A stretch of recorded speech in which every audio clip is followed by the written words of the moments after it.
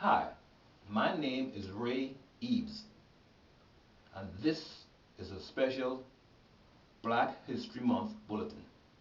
The Olmecs, an ancient Egyptian people, discovered America, built the American pyramids, and are the fathers of the Aztecs and the Mayans. The Olmecs are referred to as the rubber people. They came here to America before the continental drift by walking here millions of years ago and setting up what's known today as Atlantis. Coming from the ancient Mitzrayim language of the Ashuric branch of the Cushite language and can be found in Arabic as Atlan, from the root word Atla, meaning to vacate, a vacation, or travel to another place. So they named the place Atlan, which is dual in Arabic, meaning one for South America, which became Amexem, from Hexian and Axum, and one for North America, which was named Atlan. Now, where did the Nubians or Olmecs come from? The Nubians or Nuwapians come from Nuba, a country in southern Sudan, which included Ethiopia, originally called Aksum, Uganda, and Kenya. They are the original nine-ether, woolly-haired beings, descendants of the Anunnaki. In the Nubians language, Nuba is said to mean gold. This is in reference to the gold that was put under their feet. This gold can be traced in Genesis 2:12, where it says the gold of that land was good. The word being used is Zahab, not Nub. There are many different words for gold in the dialects of Noah's seed. They are Baltsar, Karutz, Katham, Sagur, Fauz, and Zahub. As you can see, Nub is not one of them. The word Nub or Nub is the root of the word Nabi, Nubian, and Nuwapian. It means color inclined to black, in reference to the Nubians, the kinky, woolly-haired people.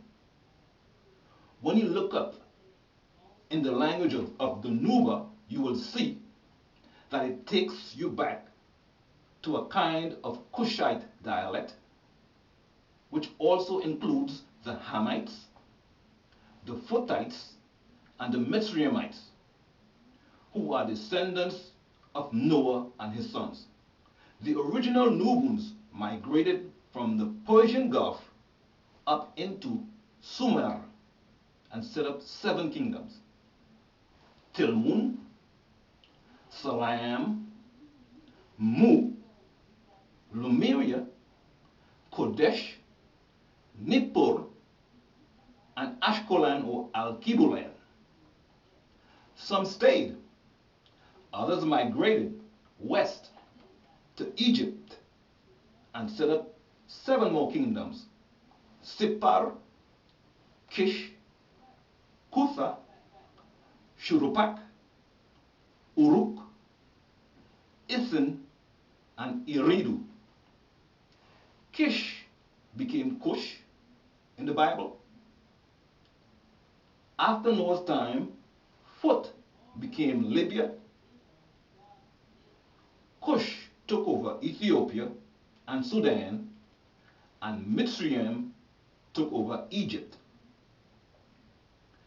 They also migrated over here to America and settled in what was then known as the land of the frogs, Algonquia.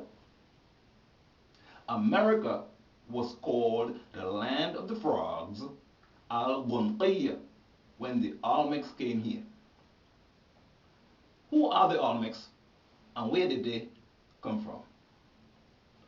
As said before, the Olmecs are the original woolly-haired, dark, olive-toned people who originally came from Nuba in South and Central Africa. They walked over to America before the continental drift. The name Olmec was given to them by their children, the Aztecs, many years after they migrated to America. The word Olmec means people of the rubber land. However, their original name is Nubians, from the word noob or nub.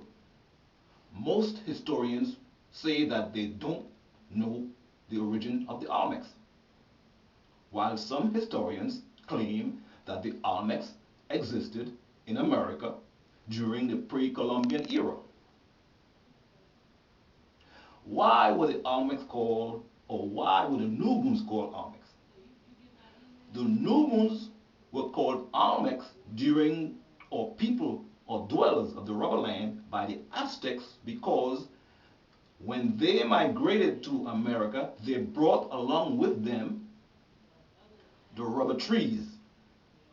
They uprooted these trees and planted them here in America.